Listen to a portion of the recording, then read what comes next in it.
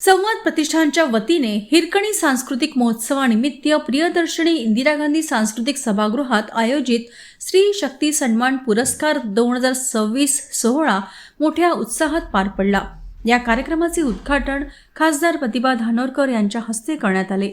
या सोहळ्यात विविध क्षेत्रात आपल्या कार्यकर्तृत्वाचा ठसा उमटवणाऱ्या महिलांचा सन्मान करण्यात आला।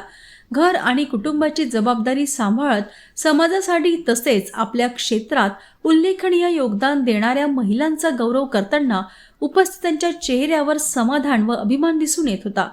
स्त्री सशक्तीकरणाच्या दिशेने संवाद प्रतिष्ठानने उचललेले हे पाऊल प्रेरणादायी असून महिलांच्या कार्यांचा सन्मान समाजासाठी दिशादर्शक ठरेल असे मत यावेळी मान्यवरांनी व्यक्त केले। महिलांचे योगदान केवळ कुटुंबापुरते मर्यादित नसून समाजाच्या प्रगतीत त्यांचा मोलाचा वाटा आहे, हे या सोहळ्यातून अधोरेखित झाले।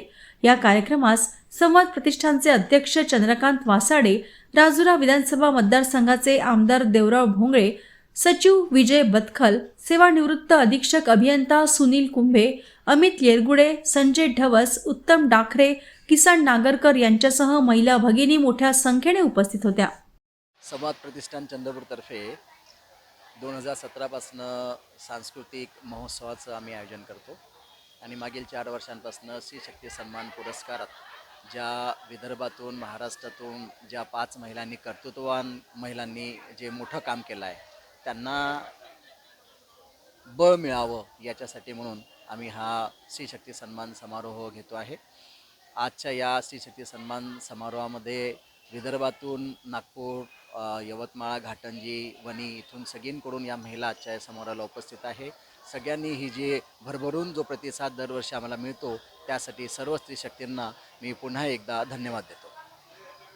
संवाद प्रतिष्ठानच्या माध्यमातून या ठिकाणी हिरकणी महोत्सवाचं आयोजन करण्यात आलं आणि दरवर्षी साधारणतः 2017 या संवाद प्रतिष्ठानची स्थापना झाली। 4 वर्षापासून हा सांस्कृतिक महोत्सव या ठिकाणी होतो आणि नक्कीच आमच्यासाठी देखील आनंदाची बाब आहे की या महोत्सवाच्या निमित्तानं ज्या काही समाजातल्या होतकरू आणि कर्तृत्ववान महिला आहे अशा 5 महिलांचा सन्मान नेहमी या ठिकाणी केला जातो आणि सावित्रीबाई फुले असतील, अहिल्याबाई होळकर असतील अशा कर्तृत्ववान महिलांच्या नावांनी हा पुरस्कार दिला जातो आणि पुरस्कार देत असताना समाजात जाऊन तळागाळात काम करणाऱ्या ज्या कर्तृत्ववान महिला आहे त्या निवडक महिलांचा 5 महिलांचा सत्कार या ठिकाणी केला जातो।